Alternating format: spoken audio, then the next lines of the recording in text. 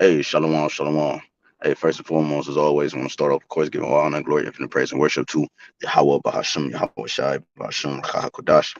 Double honors to our apostles and elders of great millstone who rule well, teach you in sound doctrine. Strong shalom to the hopeful elect and the rest of the large multitude of men, women, and children that the Lord will have mercy on these last days.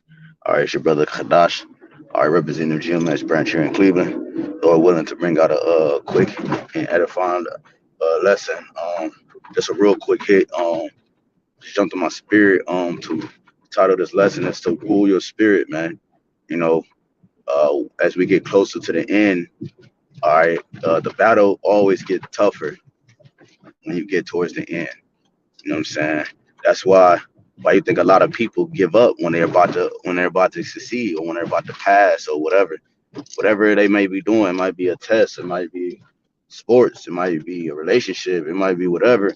And then people give up at the end because they don't realize that the tougher the situation, the better the results. The tougher the situation, okay, mean the closer you are to a breakthrough, man.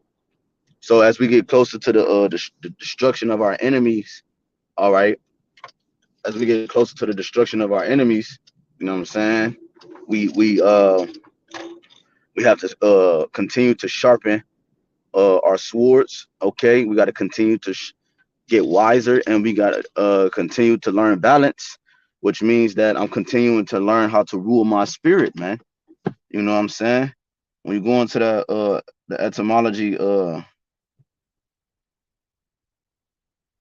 rule, well, matter of fact, let me read this first. This is Proverbs 25 and 28. Okay, straight to the point. He that have no rule over his own spirit is like a city that is broken down and without walls. Because a city that's broken down without walls, it's easy to penetrate it. Okay, it's easily penetrated. Anybody can come in. Okay, oh, it has no protection, it has no hedge. All right, uh, you know, it's easy viewable. All right, from a distance. Okay, it's easy. You can easily be spied upon. Okay, and you can be hurt. You could be destroyed because you have no boundary that protects you or as a warning. Because a wall is like acts as a warning if it's attacked. Okay, you have another line of defense. It's a line of defense that you're able to maneuver around and be at a you know, orchestrate things in a different manner than you would if you had no wall. You see what I'm saying? So if you have no rule, the spirit is saying, if you have no rule over your own spirit, you're compared to a city that's easy accessible to be destroyed, man. Okay, so you have to have rule over your spirit, meaning you have to have discernment and know when the spirit is speaking. Okay, talking to myself first and foremost, because that's I always practice. Like I tell bros to practice spirit sensitivity. The spirit sensitivity is where you can actually tune in with the spirit and you know what the spirit is actually saying. Okay, it'll be easy to apply and maneuver in the spirit. Okay, versus the flesh. Okay, if you're practicing spirit sensitivity, ruling your spirit, man. Okay, you have to control your anger. You have to control the different things. Uh, uh, uh, that the scriptures tell us to harp on to control, man. You have to learn how to harness that energy and use it. Try to harness that energy and use it towards a lesson, you know, to teach in a lesson in a lesson, or go to the highways and hedges, or I don't know, you know, study, man. Do something towards the ministry. Okay, harness that energy, man. Bars. Rule. It says this is etymology of rule. It says principle or maxim governing conduct. So it says maxim governing conduct. When you go into that word maxim, it says it's like maxim, a short, pithy statement expressing a general truth or rule of conduct, right? Expressing a general truth. Okay, so it says principle or a general truth governing conduct. Okay, it says formula to which conduct must be conformed. It says formula to which conduct must be conformed.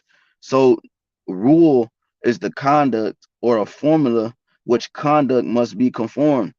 It's the formula, okay? Ruling your own spirit, ruling your spirit is the formula to you succeeding, okay?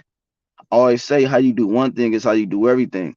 So if you can rule your spirit, if you lazy in the spirit, you're lazy in your life, or vice versa. If you're lazy in your life, you're lazy in the spirit. Okay, wherever you lack that in everything on its own level, in its own degree, in its own context. You're like, well, I like this here, but I don't do that here. Well, you do that same version of that somewhere else in your life. Okay, we have to get stronger. Okay, the elders always talk about perfecting your strengths versus your weaknesses, because it's all it'll balance it out. Okay, I know some people say, well, you focus on both. I'm saying you do what you have to do for your spirit, but when you focus on your strengths, you're able to combat the things in the weak more healthier, okay, more strongly, okay, et cetera, et cetera. Okay.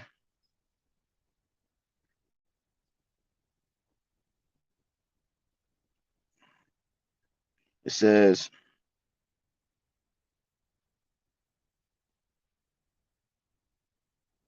ruler, straight,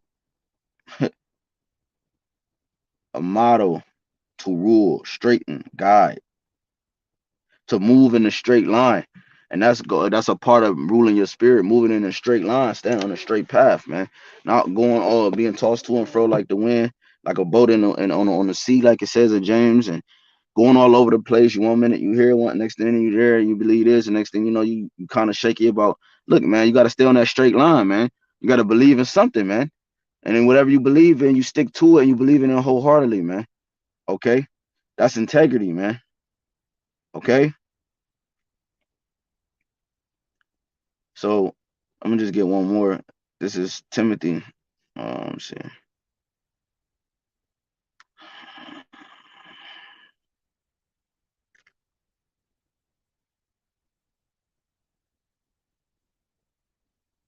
This is First Timothy 3. It says,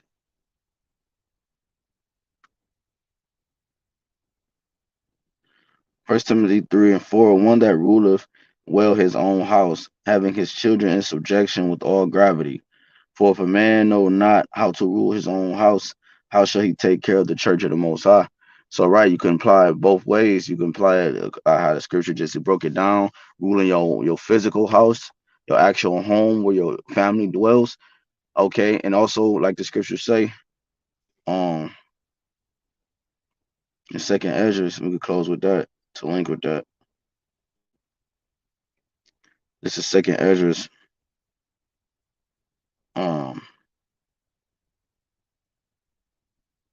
14 and 13. Now therefore set thine house in order, and reprove thy people, comfort such of them as be in trouble, and now renounce corruption.